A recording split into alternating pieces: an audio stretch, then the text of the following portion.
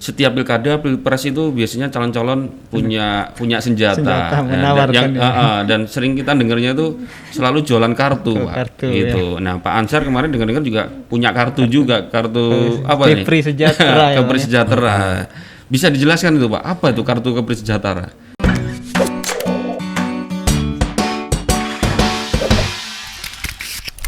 Kenapa kartu penanggulangan COVID ini perlu kita berikan? Karena kita menjaga masyarakat kita dalam kondisi COVID seperti ini. Kita yakin tidak sedikit tadi 117.000 mereka yang menganggur. Ada yang pendapatan mereka juga terkonstruksi setiap bulan ya, karena fluktuasi kegiatan ekonomi di masyarakat. Maka kita mesti membantu meringankan beban masyarakat.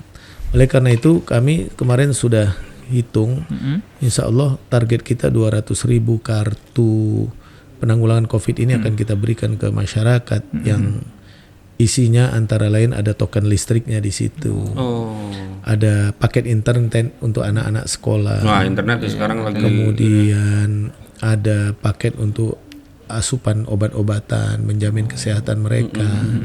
Kemudian juga paket sembako yang mungkin bisa meringankan kebutuhan mereka sehari-hari, memenuhi kebutuhan pokok dan kebutuhan lainnya.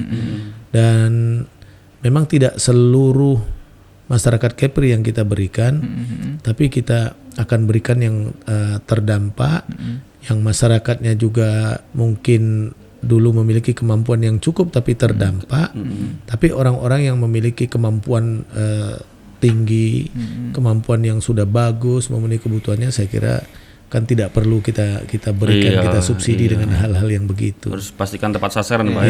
Nah, jadi kalau saya yakin kalau semua program simultan kita laksanakan, mudah-mudahan bisa menjamin masyarakat kita di bawah tetap bisa memenuhi kebutuhan dasarnya sehari-hari. Gitu. Bang, selain kartu itu, tentu kan saat ini kan masa pandemi itu banyak sekali masyarakat yang mengalami situasi sulit ya, Bang ya. Pemulihan recovery ekonominya yang Abang tawarkan ke depan ketika menjadi gubernur itu misalnya seperti apa, Bang? Pemulihan ekonomi selain kartu yang tadi Abang tawarkan tadi. Kayaknya butuh cepat gitu loh kan, dan butuh cepat gitu kan. Iya. Saya kira untuk memulihkan ekonomi tidak ada cara lain ya, kita mesti mengejar kembali investasi masuk ke Kepri gitu. Investasi tetap kemudian mendorong kembali sektor andalan kita pariwisata supaya hidup kembali. Maka semua tagline yang harus kita dorong ke depan adalah tagline yang mereknya tentu menjamin kesehatan. Kalau kita mendorong kembali pariwisata kita, tentu tagline-nya pariwisata sehat, pariwisata aman, gitu ya. Harus ada amannya sekarang harus ya. Ada sehat dan aman. Pak Ansar Bu Marlin. Kemudian itu yang harus kita dorong. Oleh karena itu kita mesti berani bermain dengan regulasi. Nah, regulasi yang kompetitif itu saya yakin dalam waktu dekat investasi bakal datang kembali.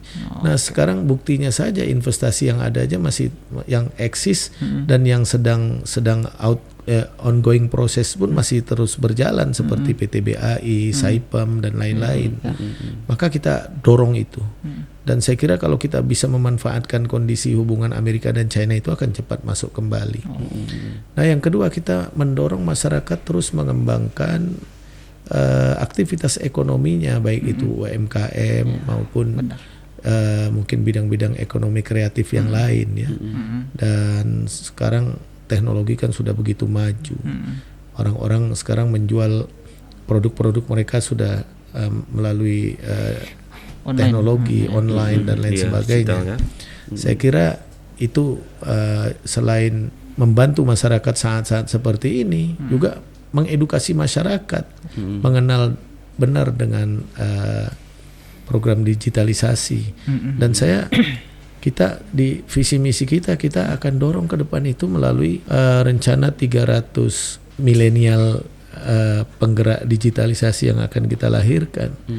Karena hari ini milenial ini ada 43% di Kepri. Kita akan coba mendrive mereka untuk bisa membantu kita menggerakkan masyarakat. Kita dorong lagi milenial kita untuk membantu kita mempermudah jaringan pasar itu. Maka ke depan mungkin orang kalau membutuhkan kegiatan dagang hasil perikanan dari Natuna, Anambas ke Tanjung Pinang, ke Batam, mungkin tidak harus bertemu lagi, tapi sudah melalui handphone program digital online dan lain sebagainya. Dan kita coba itu. Saya lihat potensi-potensi anak-anak muda kita di Kepri ini cukup besar di bidang itu. Akan kita gandeng jadi mitra kita. Ya mungkin jangka panjang. Saya juga ingin nanti berbicara soal potensi gas alam cair kita di Natuna. Nah, iya itu Karena ya. itu besar sekali. Ya. Bang. Kepri dapat berapa tuh Pak ya kalau yang dari itu migas itu? Oh, kalau ini kan kita baru dapat bagi hasil Bagi karena hasil, potensi kita juga kecil.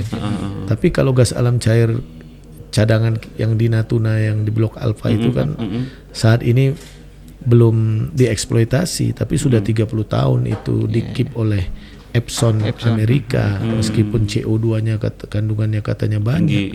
Saya kira ke depan itu ya kita perlu bicarakan bersama pemerintah pusat. Saya kira kalau kita harus bekerja sama dengan pemerintah China juga tidak apa-apa, asal dengan prinsip win-win solution. Betul. Daripada kita mungkin Daripada dianggurin ya. Daripada dianggurin itu ya. Saya khawatir kadang-kadang diplomasi kita di dunia internasional nanti lemah, bisa-bisa kalah kita. Iya. Nah, kalau itu win-win solution membuat negeri ini mendapat penghasilan yang besar, kenapa tidak? Betul. Karena namanya teknologi di bidang perminyakan dan gas itu kan terus berkembang, yang namanya enhanced recovery itu. Saya kira itu bisa ke depan. Iya. Ada 104 triliun kubik lebih barel cadangan gas alam cair kita di Natuna. Nah, itu mungkin jadi fokus pembicaraan kita juga ke depan. Kalau dorongannya datang dari daerah kan lebih bagus itu. Iya. Bang, tadi kan Abang sempat jelaskan tuh banyak beberapa sektor yang akan Abang perhatikan ketika jadi gubernur ya Bang ya. Saya tegaskan lagi Bang, kira-kira sektor apa yang paling Abang fokuskan ketika misalnya Abang jadi gubernur dan pada masa pemerintahan pertama itu apa yang paling difokuskan? Saya kira sesuai potensi kita pariwisata, Pariwisata. kemudian industri manufaktur dan pengolahan, kemudian ya industri maritim. Kenapa Bang itu Bang? Ya karena itu yang besar potensinya dan selama ini itu udah jadi lokomotif ekonomi kita juga di Kepri. Hanya sekarang terkonstruksi karena COVID ini. Maka ini berbarengan. Regulasi kita benahi, tarif-tarif kalau bisa kita turunkan supaya kompetitif. Kemudian promosi kita kejar dan COVID mesti kita eliminir gitu ya. Nah, kalau 3 langkah ini kita lakukan ya seperti cita-cita kita menjadikan Kepri ini tujuan investasi kembali, saya kira akan terwujud itu. Iya. Kondisi hari ini tuh butuh kecepatan itu. Capek pandemi lama-lama terus kita nggak bangkit-bangkit ya. Kecepatan dan keberanian itu. Iya. Pemimpin kalau nggak berani ya nggak usah jadi pemimpin. Tapi tentu dalam kerangka aturan yang ada. Iya, Bang. Tapi kan kita lihat sendiri bahwa daerah kita ini daerah kepulauan, banyak daerah-daerah pesisir yang bahkan belum tersentuh. Nah, dalam visi Abang kemarin, Abang sempat fokuskan bahwa Abang akan bangun infrastruktur untuk pemerataan pembangunan khususnya di kawasan pesisir. Itu gimana Bang kalau ke depannya Bang? Bisa lebih praktisnya Bang? Ya, saya memang hampir semua pulau-pulau saya kunjungi. Walaupun 2.408 pulau itu nggak mungkin bisa kita kunjungi. Tapi saya melihat masih banyak kebutuhan infrastruktur di pulau-pulau itu yang masih harus kita benahi. Walaupun itu tidak sedikit membutuhkan biaya. Tapi yang perlu kita ketahui, kita ini kan punya 3 mesin gitu ya.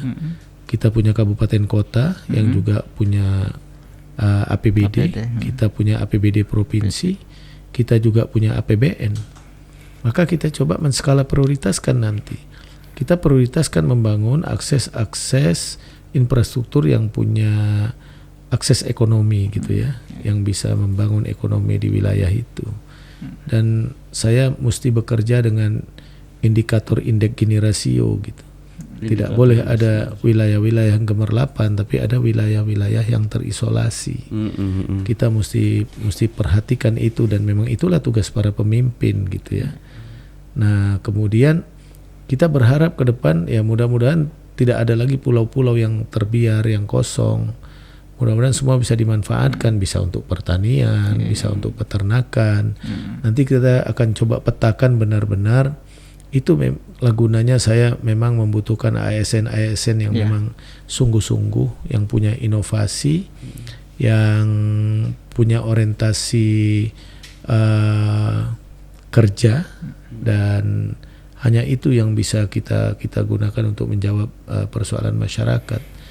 Karena pemerintah daerah itu dapurnya. Kalau dapurnya baik, racikan masakannya baik, insya Allah bisa itu dilakukan. Nah, saya ingat di Bintan itu awalnya APBD kita 450 miliar. Kita harus keluar dari Tanjung Pinang itu nggak punya apa-apa. Semua masih kosong, masih minus. Angka kemiskinan aja 14,7%. Maka saya pikir kalau APBD saya gunakan untuk itu semua nggak mampu. Nah, saya makanya bolak-balik ke pusat mencari uang dari satu kementerian ke kementerian lain. Semua proyek besar di Bintan itu kita bangun dengan APBN. Bayangkan Tambelan itu penduduknya 5.500, kita bisa bangun bandara dari APBN di sana. Padahal masih banyak wilayah yang penduduknya banyak. Tapi karena kesungguhan kita mengejar itu, ya pemerintah pusat melihat juga itu. Maka kalau kita bicara mencari peluang APBN itu, jangan hanya kirim anak buah aja. Mesti kepala daerahnya langsung. Iya, Pak Ansar langsung nyeles nanti. Langsung nyeles. Langsung gitu. Sehingga para menteri yakin memberikan sesuatu. Kalau langsung ke kepala daerah, kalau dalam pelaksanaannya nanti ada permasalahan di lapangan, kepala daerahnya pasti tanggung jawab turun menyelesaikan itu. Pak Ansar nanteng map itu, grafisnya aku bayangin grafisnya. Dan saya katakan kemarin waktu debat, kalau saya diamanahkan gubernur, itu ASN muda kita yang pintar-pintar akan saya titipkan nanti di beberapa kementerian. Mudah-mudahan 10 tahun lagi mereka jadi dirjen, jadi direktur. Iya Pak, saya tanya Pak. Sekarang sulit betul kan kita mencari uang ke pusat tuh betul-betul dengan akses kita sendiri gitu. Kata orang Melayu terpaksa tebal-tebalkan muka lah. Kadang-kadang hidung tak mancung, pipi tersorong-sorong katanya. Tapi harus kita lakukan. Tapi itu abang udah buat selama ini. Nah, alhamdulillah. Itu 10 tahun dulu kan rumah-rumah tak layak huni masyarakat kita bongkar lebih dari 6.000 rumah dan 13 indikator kemiskinan di MDGs itu. Kalau rumah kita selesaikan, tinggal program life skillnya kita kembangkan. Cepat menurun tuh angka kemiskinan waktu itu di Bintan. Iya. Pak Ansar, tadi kan Bang Tommy sampaikan kan terkait dengan pemerataan pembangunan. Ya, memang hari ini kalau ngomong pembangunan seperti yang tadi Pak Ansar sampaikan itu gemerlapnya itu hanya di Batam. Maksudnya gemerlapnya itu hanya di Batam. Yang lain masih ada yang gelap, maksudnya tanda kutip gelap terangnya tadi ya. Nah, di Batam terkait dengan pembangunan itu lebih banyak karena dukungan pertumbuhan ekonomi karena industri manufaktur. Apakah terkait dengan pemerataan pembangunan tadi di daerah-daerah lain juga akan didorong untuk fokus ke industri manufaktur atau apa? Mungkin tadi kan punya potensi apa gitu agar merata tidak hanya ngumpul di Batam gitu Pak. Ya kan di visi misi kami sudah memetakan masing-masing wilayah sesuai dengan potensi masing-masing kabupaten kota. Tidak semua wilayah bisa kita kembangkan industri manufaktur dan pengolahan karena terkait jarak, terkait akses dan lain sebagainya. Maka kita katakan kalau daerah itu punya potensi perikanan yang besar seperti Natuna, Anambas, kita mesti kembangkan sentra-sentra pengolahan hasil perikanan di sana. Perikanan disesuaikan potensinya di situ ya. Sesuai dengan potensinya. Seperti Lingga karena alamnya bagus seperti itu, kita bisa kembangkan pariwisata, staple food di sana, ya. Food transit lah gitu ya. Kemudian kita bisa kembangkan peternakan besar. Natuna juga punya potensi pariwisata. Kemudian Anambas punya potensi pariwisata, apalagi Bintan, Tanjung Pinang. Dan kita akan lihat nanti berdasarkan potensinya. Kalau Bintan, kalau nanti ada bandara, mungkin mereka akan kembangkan yang namanya maintenance and overhaul untuk pesawat itu. Di Batam juga mengembangkan itu ke depan kan untuk pesawat-pesawat Lion apa semua. Saya kira kita nanti akan bicara bersama kabupaten kota mengembangkan itu. Tapi setiap yang dikembangkan harapan kita tetap mesti harus mempunyai trickle down effect ekonomi ke bawah. Maka sebenarnya tugas berat kita adalah menjamin pemerataan pembangunan itu di pulau-pulau kita yang jumlahnya tidak sedikit. Tapi kan kita bisa menggandeng investor ke depan karena pulau kita juga punya potensi. Sebenarnya saya yakin kalau memang kita punya kesungguhan lah menjamin regulasi mudah, izin-izin investasi mudah, kemudian kita jadikan Kepri ini menjadi tuan rumah investasi yang ramah ke depan. Saya yakin mereka akan datang berinvestasi. Contohnya ketika kemarin Pak Menteri melonsing itu, Singapura kan merespon itu. Tanggal 26 Singapura udah buka lockdownnya bagi para pelaku usahanya ke Batam. Ya mungkin awalnya orang masih merasa khawatir ini, tapi dengan kita bisa meyakinkan bahwa kita bisa menangani COVID dengan sungguh-sungguh, tidak ada kluster baru, saya kira nanti akan terbuka luas itu. Iya, Bang. Tapi tadi yang kita bicarakan soal industri yang menengah ke atas lah, industri tapi besar ya. Industri besar, tapi kita perlu tahu juga bahwa masyarakat Kepri ini kan banyak sekali UMKM-nya yang tumbuh di masyarakat gitu Bang. Datanya tuh dari kabupaten kota tuh ribuan Bang. Itu bahkan di masa pandemi ini mereka juga menjerit juga Bang. Lebih kerasa dampaknya ke UMKM ya. Iya Bang.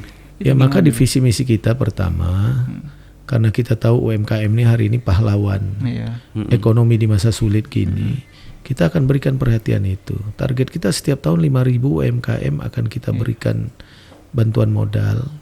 Kemudian kita akan coba nanti melahirkan klinik-klinik UKM seperti dulu yang kita buat di Bintan itu, supaya UMKM bisa membicarakan persoalan-persoalan mereka. Persoalan UMKM itu kan sederhana dari dulu. Permodalan, kemudian bimbingan manajemen, aksesibilitas pasar, perlindungan hukum buat mereka. Nah, maka ke depan itu menjadi sasaran kita. Dan kemudian saya akan memberikan ruang, nanti saya akan lihat kalau ada fasilitas-fasilitas umum pemerintah yang mungkin tidak terpakai atau kurang produktif, kan kita bisa rubah itu menjadi tempat-tempat angkringan para UMKM ya. Dan kita akan coba juga karena produk UMKM itu tidak sedikit yang punya nilai jual yang baik. Kita coba nanti mengembangkan internalisasi melalui barangkali digitalisasi seperti menciptakan Kepri startup. Kita bisa kerjasama dengan beli-beli dan lain sebagainya. Dan kita akan gandeng sekali lagi para milenial kita yang menggandrungi itu, yang saya kira di Batam, di Bintan, di Tanjung Pinang, di kabupaten kota lain juga banyak mereka yang punya talenta di bidang itu. Nah, maka bahkan seperti di Bintan dulu kita bahkan menyediakan packaging house untuk UMKM. Itu bentuk keberpihakan kita. Jadi UMKM tidak perlu berpikir bagaimana mereka menciptakan kemasan yang bagus. Pemerintah yang menyediakan itu. Gitu. Penting itu ya. Banyak orang punya produk bagus tapi nggak bisa dijual karena packagingnya jelek. Bahkan uji konten produk itu juga ya Pemda yang mesti membantu gitu. UMKM tidak semua mampu mengakses itu ke laboratorium khusus yang sudah ditetapkan pemerintah. Nah, bahkan dulu yang namanya izin industri rumah tangga, sertifikasi halal, itu kita biayai melalui APBD gitu di Bintan itu. Nah, jadi tidak hanya bicara kebijakan, kalau bicara UMKM, keberpihakan juga penting. Perlindungan penting. Nah, kalau bicara hubungan UMKM dengan perusahaan-perusahaan besar, ya kita akan perkuat dan mendorong implementasi undang-undang nomor berapa saya lupa ya tentang kemitraan itu. Kita coba ke depan. Tapi intinya kita mesti secepatnya bagaimana investasi bisa bergeliat lagi dengan kawasan investasi murah yang sudah dicanangkan Pak Menteri melalui Kadin. Mudah-mudahan Apindo yang lain juga nanti ikut bergabung di situ. Ketika investasi menggeliat, 3 kawasan ini pasti akan jadi pasar besarnya Kepri. Kalau pasar besar itu terwujud, saya kira apapun hasil-hasil UMKM tinggal kita bina, mereka pasti bisa masuk ke pasar itu. Termasuk produk nelayan, produk pertanian, semua keberpihakan. Contoh pertanian, Keberpihakan itu penting. Ketika saya bupati dulu, saya pernah menerbitkan surat edaran ke dinas-dinas kita. Mereka tidak boleh menyuguhkan makanan-makanan, buah-buahan import dalam kegiatan-kegiatan pemerintah, kegiatan-kegiatan dinas mereka.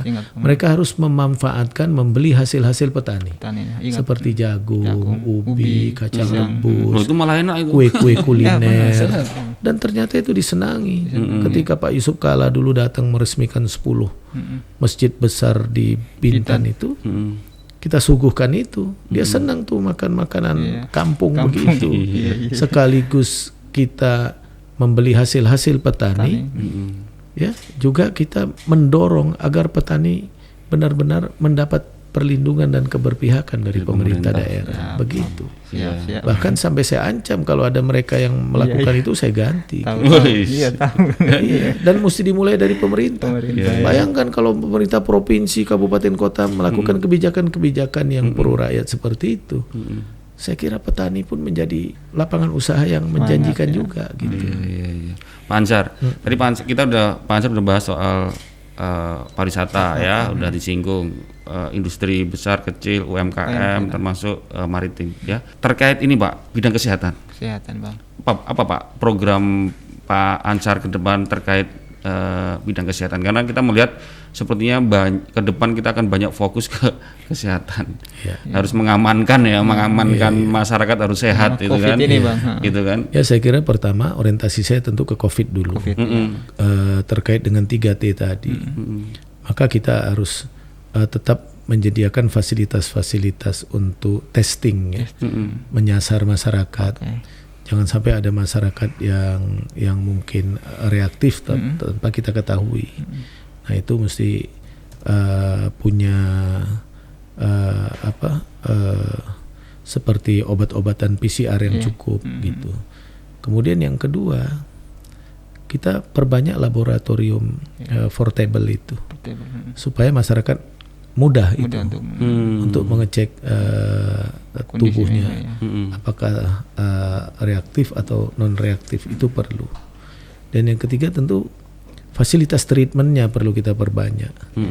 Maka mudah-mudahan ya rumah sakit di Galang dan fasilitas yang ada hari ini itu memadai. Tapi kalau satu saat itu tidak memadai, barangkali kita mesti kerjasama dengan hotel atau apa yang bisa kita jadikan sebagai tempat treatment masyarakat kita. Dan itu. Nah, ada menjanjikan PCR atau swab gratis nggak Pak buat masyarakat nanti? Digratiskan gitu loh Pak. Itu belum kita hitung gitu ya. Tapi tidak menutup kemungkinan. Saya kira itu satu masukan penting juga ya. Tapi yang saya masyarakat benar, yang ketika kita bicara secara makro soal kesehatan ini, saya akan kembali ke depan itu menghidupkan jam kesda lah dalam jumlah yang besar. Karena dari hasil pertemuan saya bersama masyarakat, banyak problem BPJS hari ini. Tidak semua penyakit dijamin melalui BPJS. Maka siapa yang menjamin mereka? Maka tentu jaminan kesehatan daerah harus kita hidupkan kembali. Tapi kita bangun sistemnya. Kita coba nanti melingkan antara jam keseda dengan pusat-pusat pelayanan kesehatan kita. Saya kira kan data penduduk kita di Disduk sudah cukup ada semua. Di tiap sampai tingkat puskesmas pun program komputerisasinya ada. Barangkali tinggal kita input ya, kalau ada masyarakat yang membutuhkan itu, pusat-pusat pelayanan kesehatan kita wajib melayani itu. Jangan orang meninggal dunia karena kelalaian pemerintah, kelalaian pemimpin. Nah kemudian saya akan coba nanti sebisanya bekerja sama dengan rumah sakit kabupaten kota, karena kalau semua jenis-jenis penyakit spesialis yang berat itu ditangani semua oleh rumah sakit provinsi dengan alat-alat yang mahal, dokter yang tidak sedikit, mungkin rumah sakit provinsi tidak mampu melakukan itu. Kita coba akan petakan nanti bersama. Kalau ada 20 jenis penyakit spesialis yang biasa dihadapi masyarakat, coba kita bagi-bagi di tiap rumah sakit itu. Walaupun setiap rumah sakit menangani semua penyakit, tapi ada beberapa rumah sakit yang memang menangani penyakit spesialis secara khusus. Pemerintah provinsi bersama kabupaten kota melengkapi alat-alatnya. Kalau ada dokter spesialis di bidang itu di tempat lain, kita titipkan di situ. Tapi tidak semua rumah sakit bisa kita lakukan itu. Khususnya bagi yang jauh-jauh seperti Natuna, Anambas, Lingga itu tak mungkin jadi rujukan karena jauh. Mau tak mau mereka kita perkuat gitu rumah sakitnya. Dan kita akan coba lakukan itu. Saya yakin umpamanya kalau rumah sakit Tanjung Pinang itu spesialisnya bidang kanker. Nah, setelah orang umpamanya dari Karimun diperiksa kankernya berat gini, maka dia dirujuk ke rumah sakit Tanjung Pinang gitu. Nah, nanti kita coba akan bahas itu sejauh regulasi jadi benarkan. Tapi saya selalu katakan sejauh itu untuk kepentingan masyarakat, kita akan terobos itu ke pemerintah pusat. Mudah-mudahan orang tidak ke Johor, ke Singapura lagi kalau masing-masing rumah sakit sudah. Pokoknya Embung Patimah 3 jenis gitu kita bagi-bagi. Ngomong soal kesehatan tapi dana yang cukup besar juga ada pada pendidikan Bang ya. Dana pendidikan. Nah, sementara kita daerah kepulauan. Nah, pendidikan kita ya masih begitu-begitu saja nih Bang. Seandainya Abang jadi gubernur itu strategi apa yang Abang lakukan dengan dana yang ada yang bisa meningkatkan kualitas pendidikan kita Bang itu? Yang pertama kita harus menghemat anggaran. Karena tidak ada cara lain itu. Maka ketika pembahasan anggaran khusus dinas-dinas yang besar saya akan tongkrongin itu. Karena banyak yang harus kita jawab. Dijagain betul ya. Yang kedua kita coba petakan fasilitas dan sarana pendidikan. Ya, sesuai dengan kewenangan kita SLTA, SMA, SMK sederajat. Nah, saya turun ke Batam, ke Lingga. Ada wilayah-wilayah yang memang dukungan sekolah menengah pertamanya banyak, tapi SMA belum tersedia. Seperti Batu Haji dan beberapa yang lain lah gitu ya. Maka itu jadi prioritas kita.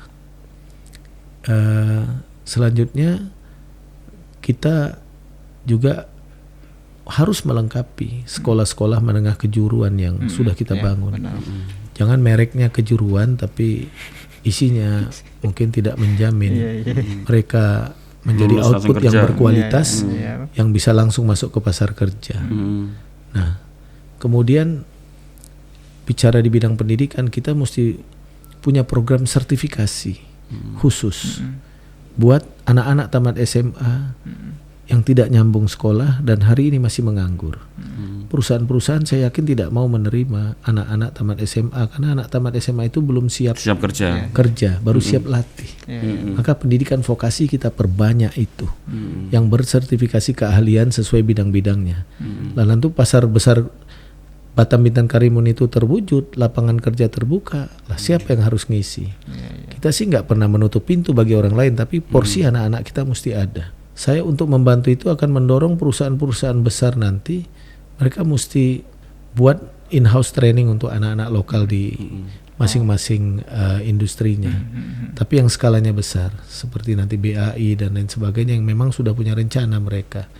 Supaya ada in-house training lah untuk anak-anak kita. Itu bentuk CSR mereka juga. Nah, mungkin kita kurangi porsi-porsi anggaran yang lain karena bicara SDM ini satu hal yang mutlak bagi kita gitu. Aset masa depan ya. Aset masa depan dan kita ingin menghilangkan kekecewaan orang tua yang sehari-hari kita pidato nyuruh orang tua nyekolahin anak. Tapi selesai kita tak pikirkan mereka bakal kemana, bagaimana mengupgrade mereka. Jangan sampai mereka dimanfaatkan nanti mereka demonstrasi, mereka katakan jadi penonton di daerah sendiri, sementara kita tidak mempersiapkan kualifikasi mereka. Betul. Nah, kalau mereka sudah kita didik, kita transfer ilmu, kita rubah behaviornya, kebiasaannya, attitude-nya, tidak ada alasan perusahaan-perusahaan yang berinvestasi di tempat kita tidak menerima mereka. Itulah tugas pemimpin memfasilitasi antara demand dan supply untuk itu.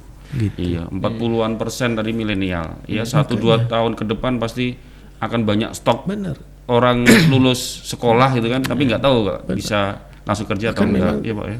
Jadi pemimpin itu kan tak gampang, mesti berpikir spektrum yang jauh ke depan. Kalau saya hari ini tidak hanya bicara itu, tapi saya mesti mikirkan anak-anak yang hari ini umur 3 tahun, 5 tahun. Ke depan sudah mulai hari ini kita prediksi. Mesti tersedia pendidikan-pendidikan yang baik ke depan buat mereka. Kita bukan peramal ya, tapi memang harus dihitung, Pak, Bekerja itu diukur dengan ya. perencanaan yang baik aja belum tentu hasilnya baik. Nah, iya. Apalagi tanpa perencanaan yang jauh yang baik gitu. Betul. Terima kasih Pak Ansar ya. Kalau dari kita paling hanya mengingatkan tanggal 9 datang ke TPS.